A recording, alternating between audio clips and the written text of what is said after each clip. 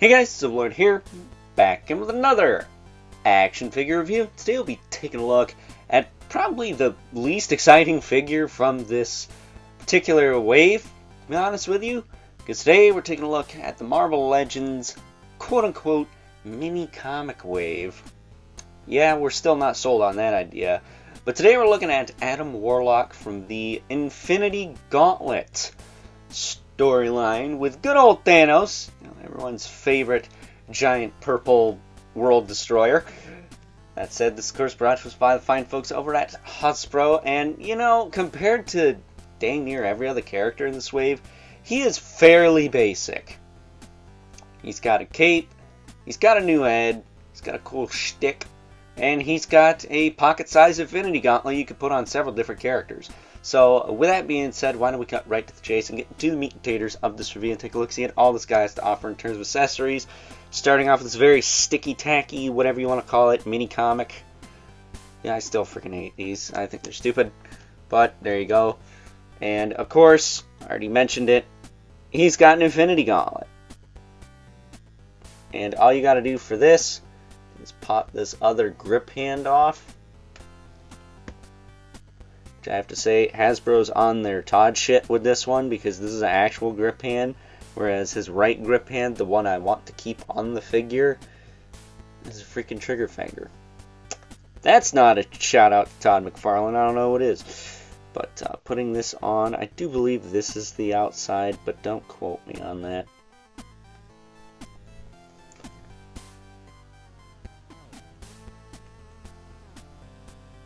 But there you go. There is Adam Warlock with the Infinity Gauntlet. Like I said, I think this is the outside because this feels like a stone, and I think there's supposed to be a stone on the glove itself, but I don't remember.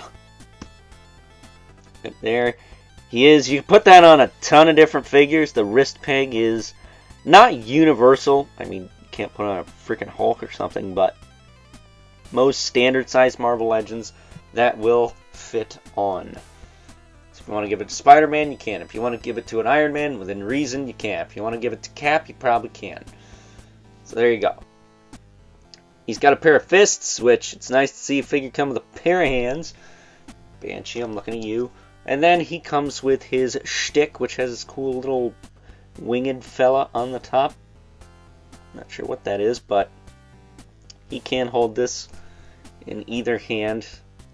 I would say this hand probably holds it better, because it's not a freaking trigger finger hand. I guess if I ever get a grip hand that is red, that mirrors that, I will be swapping that onto this guy. So, taking a closer look at him, he is the Vulcan body block with a cape on it. Not the most exciting thing ever. He got a new head, which is fine. Personally, I think I like the old one's head sculpts better. There's more character to those. But as far as that old one's concerned, I think it still has its place. A lot of people are using it as the Megas, so that's probably what I'm going to do. But as far as articulation on this guy, his head will rotate, look up and down, tilt a little bit. Shoulders will pop out to the side. He's got the butterfly, but because of the cape, you can't really do much with it. Forward and back, bicep twist. Double elbow, swivel hinge wrists, ab crunch can go this far forward, this far back, even with the cape. The cape sits pretty well too, it's not like up on his chin or anything. His hips will kick out that far, back down, forward, back. He does have a waist twist, almost forgot about that. Does he have a new torso? No, it's just mine kind of sticks out a little bit. Maybe he does. I can't tell. He's got a thigh cut. Not too shabby. He's got double knees. They are very tight, though. Same with his hips, actually. You can bend his knee. He's got boot cut. That works fine. Hinge at the foot with a rocker. And peg holds the bottom of the feet. That's your lot. This hand, same articulation as the other one. It's just a hinge, a swivel. Pretty self-explanatory, but yeah, it's Adam Warlock. That's all I got to say. He is not the most exciting thing. He's not like top 10 of the year, unless you really like Adam Warlock. He's just kind of there. Fills a spot in my collection that needed to be filled. And that's my story, and I'm sticking to it. So with that being said, it's time now that we move right along to take a look at some size comparisons. First up, here is good old Adam Warlock alongside a couple other characters from this quote-unquote mini comics wave. We have Rom, the Space Knight, another cosmic character, as I mentioned in the Banshee review. I want to say, no, not the Dark Avengers Wolverine review. That figure fucking rocks, but we'll get to him tomorrow. Stay tuned for that. And we also have what may surprise some eagle-eye viewers of this channel, because I don't exactly mess with the Ultimates universe too much, but we do have good old Ultimate Iron Man here.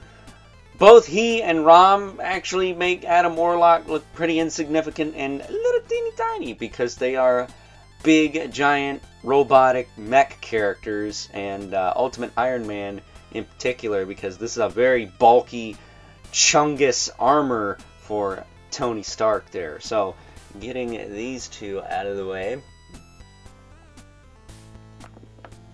so we can bring in our two regulars, the Mythic Legion's Brother Mandibilith, and the infamous 11 Spawn, who, as usual, towers over everyone because he is a 7-inch figure, not a 6-inch figure. You see? I can count. So, with that being said, it's time now that we wrap things up with some final thoughts. Overall, and I'm going to stand by my previous statement in saying that if you've ever wanted an Adam Warlock figure for your Marvel Legends collection or otherwise, here you go. He's not the best. He's not the worst. He's just kind of there, you know? So with that being said, hope you guys enjoyed this review. Until next time, I'll catch you guys later.